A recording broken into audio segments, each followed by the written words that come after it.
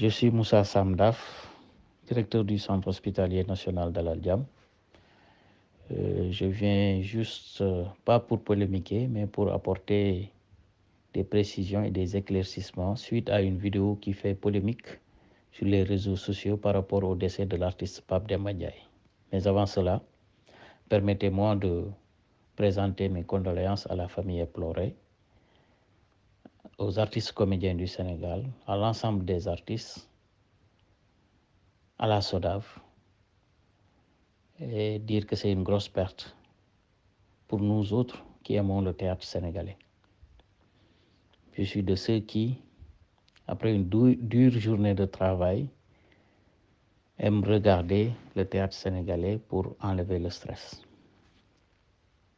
Pour en revenir à la polémique, en réalité, l'hôpital n'a pas du tout reçu injonction de la part du préfet de prendre en charge le malade.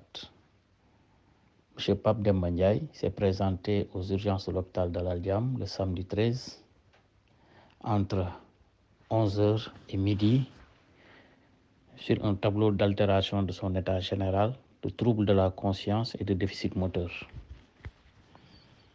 Il a été immédiatement admis au niveau du service d'accueil des urgences.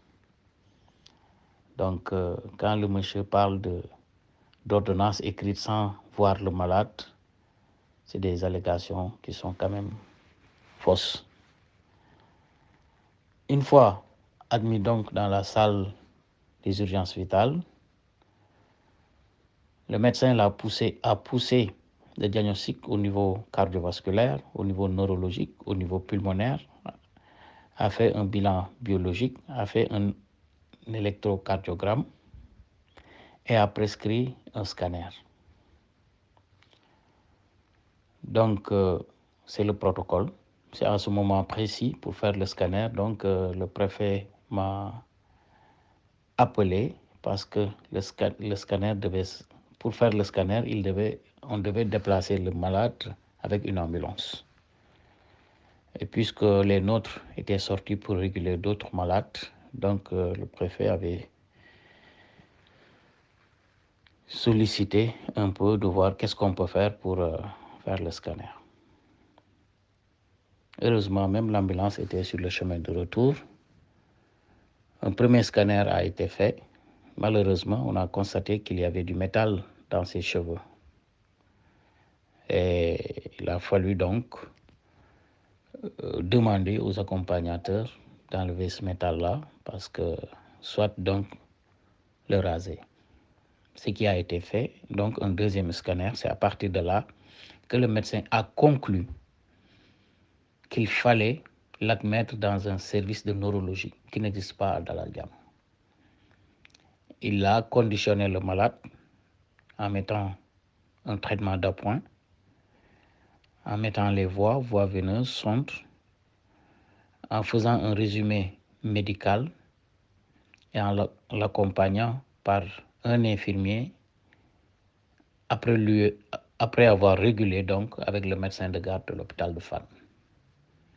Donc durant tout ce parcours-là, j'étais en train de communiquer aussi avec ses accompagnateurs, notamment M. Fall et M. Martar Diouf. Une fois à Fann également, les médecins l'ont regardé, l'ont conditionné et l'ont admis au niveau de la réanimation neurologique. C'est pour dire que le protocole a été respecté, les médecins ont fait ce qu'ils devaient faire, ils ont pris en charge le malade, ils l'ont admis en réanimation et le suivi était en train de se faire de la manière la plus correcte possible. Malheureusement, sa maladie a évolué défavorablement. Il est décédé des suites de sa maladie.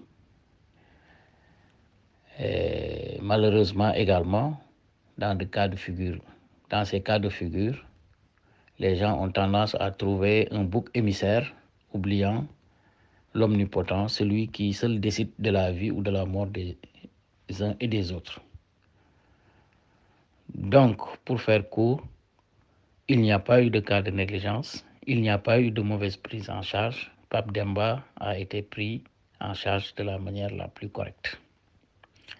C'est pour ça que lorsqu'on a entendu ces allégations, le personnel est resté stupéfait.